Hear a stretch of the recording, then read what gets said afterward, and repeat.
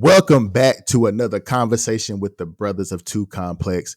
We appreciate y'all for clicking on this video. We think you're going to love it. But before you get into the content, make sure you like the video, subscribe to the channel, and hit that notification bell so you miss none of the bangers that we drop every single week. Enjoy the video. God bless. So the NCAA, the last 20 years or so, has had their battles with the amateur status of the amateur status of the players of the NCAA. Recently we just found out that EA Sports will be releasing a new college football game. But ready for that, brother. Yeah, me too. I was going to talk to you about that. But we haven't had it for quite some time because of the start of all of this snowball effect of where we are right now. It's been 10 years, right? 2014, right? That's the last one? Yeah. Sorry, go ahead. But so the case that started all of this really was the O'Bannon versus NCAA, where he challenged the amateur status and rights of all of the collegiate players and the ability for the NCAA to profit off of the name, image, and likeness of players. That being said, we have introduced, or the NCAA has introduced, the NIL agreement, which allows the players to profit off of their name, image, and likeness. People still aren't happy with that rule because there are stipulations that keep players from profiting off of their name, image, and likeness in certain ways, and they still aren't considered employees of universities. So there are certain things that they don't get.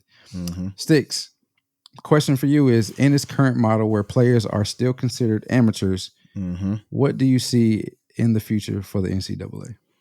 So when we first talked about bringing this topic forward, we talked about Rick Pitino and what he said about the NCAA. And low key, reading, doing with the research that I did and reading a couple of articles, I agree with Rick Pitino because he came out and said that he thinks the NCAA enforcement staff should be disbanded because with all the things that are going on with the NIL right now, it's hard for them to manage everything.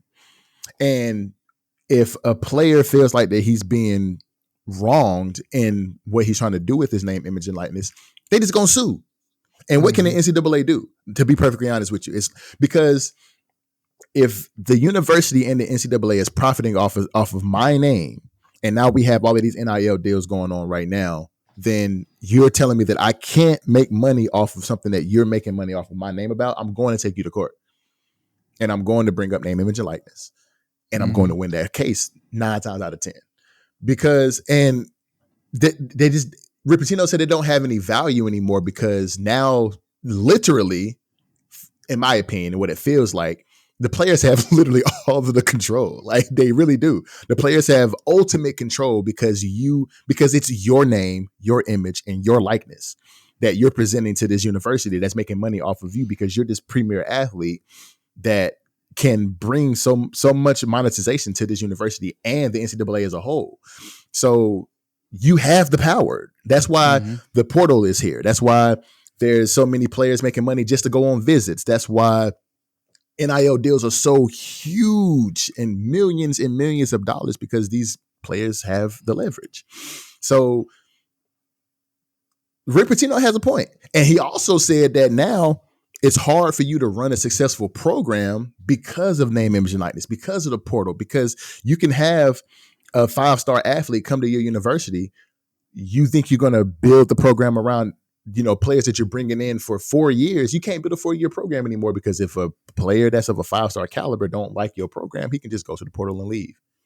So now it's kind of hard for coaches to build programs around, he's at St. John's. He said it's going to be hard to build a program because you got, number one, you got one and done. And number two, you got NIL and the portal.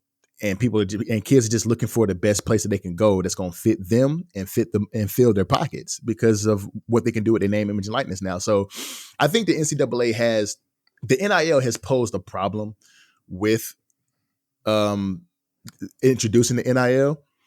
And we talked about, which is another point that we made about Dartmouth. We talked a couple of weeks ago about them forming a union. Now Dartmouth has become. We didn't actually talk about it, did we? Well, yeah, we posed the question: should they form a union now? We posed that question in the actual segment. So now Dartmouth is now saying that they're employees of the university, and now they have had first talks about forming a union, which they can talk about pay, they can talk about hours of practice, they can talk about a lot of different things and form it around them to make it susceptible for them. So it's like the NCAA is running into a huge problem with this, bro. Like, what's your thoughts on it?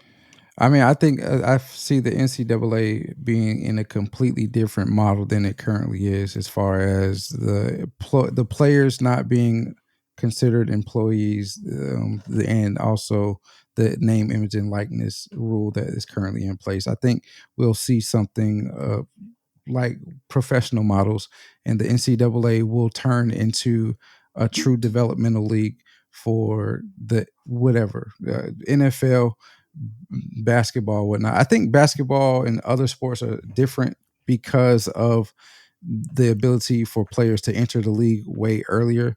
And when I say way earlier, 19. Baseball is like 16, I think. Basketball is 19. NFL is 21. And so, and really the bulk of issues that we see coming from everything is dealing with football, because football generates so much money with the TV contracts that they have. And so that drastically changed the landscape of college sports in general, because ESPN pays the SEC $800 billion, a couple $1 billion for a 10-year contract, where schools are able to split that money and have $50 million a year, but players don't see any of it. That's where the bulk of it comes. Or March Madness, which theoretically makes enough money to cover all sports for every sport that's played in the NCAA. Facts, bro. So that's the model will be completely different. The NCAA will not be able to pocket all of that money for themselves. They'll have to do a revenue share, just like professional sports do, and we will see football specifically become a developmental league for the NFL. And maybe with that being said, some rules may change for other sports to have require students to go through that developmental league, so to speak. But the model will be completely different. You mentioned Rick Pitino. You mentioned Dartmouth having their players be considered employees. There's also NIL. The Tennessee and Virginia are suing the NCAA over NIL. You have another case that came out at the end of last year that I was unaware of until researching for this, where players are suing, or they have a class action lawsuit against the NCAA, saying that they should be able to take or receive some of the money from the TV contracts that the different conferences and the NCAA are receiving. Makes sense. And that's where the conclusion of my reasoning for the model being completely different really stemmed from, is when I read that, I was like, oh, in a couple of years, the NCAA is not going to be able to stay within the same model that they currently have. Like, players will have a share of the revenue. Players will be they will be employees of the universities. They will have healthcare, all that stuff. So I think while sometimes the NCAA thought they were doing right by players by by introducing the NIL, where they are able to take advantage of their name, image, and likeness, it doesn't really suit every player. There's only a handful of individuals that make money off of the NIL. As much as we talk about it, as much as the money, as much as you see these big numbers, or the value of players being posted on different sites online, everybody doesn't benefit from the NIL. And so, being the fact that everybody doesn't benefit from it, it still isn't doing right by players as a whole. We'll see a lot of changes happening, I think, in the next 5 to 7 years, honestly. Yeah, I mean, shoot, it might be even sooner than that, D-Lo, to be perfectly honest with you, bro, because they're going to keep getting sued. There's going to be a lot of class action lawsuits that are going to come out. Different universities are going to sue. Different players are going to sue. And, a lot of, and even Rick Pitino was saying that that's why you see so many coaches getting out, because The portal is crazy, bro. The portal is insane. And but coaches did that to themselves too, though. I agree with you. But for somebody like Rick Pitino, who wants to build a legacy around his coaching and around the university that he's actually coaching at, if you can't build a program for longer than a year or two, it's hard to win like that, especially if you constantly losing players. But again, like you said, they put, the NCAA allowed them to do it, and they take full advantage of it all the time. Right. So it's at a point now where the coaches have to work around. Like I said, the players have the leverage. The coaches have to work around the leverage that the players have. And the NCAA is going to have to make some changes. Like D'Lo said, 5 to 7 years. I'm saying more so like 3 to 5, because they're going to have to make some changes to actually get this thing at a point where it's stable. Because right now, that thing is declining quickly. Yeah. It's declining quickly. Doom is in store for the NCAA with the current model that we have. And the current president has been on record saying that he's open to classifying players as, well, not classifying, but having them get money, receive money from the universities in a form of a trust. So, I mean, they're definitely aware that something's on the horizon for them to have their model as we currently know it change. But we'll see. So you said 3 to 5, I said 5 to 7.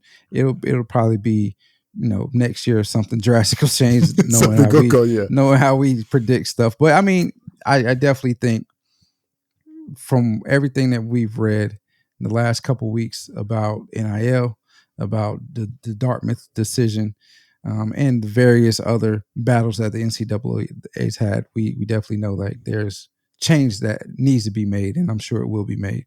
Not by any doing of the NCAA, unless they just like, all right, we can't beat this, we have to do something. I don't think they'll concede that quickly, being the fact that they have so much money. But we'll see.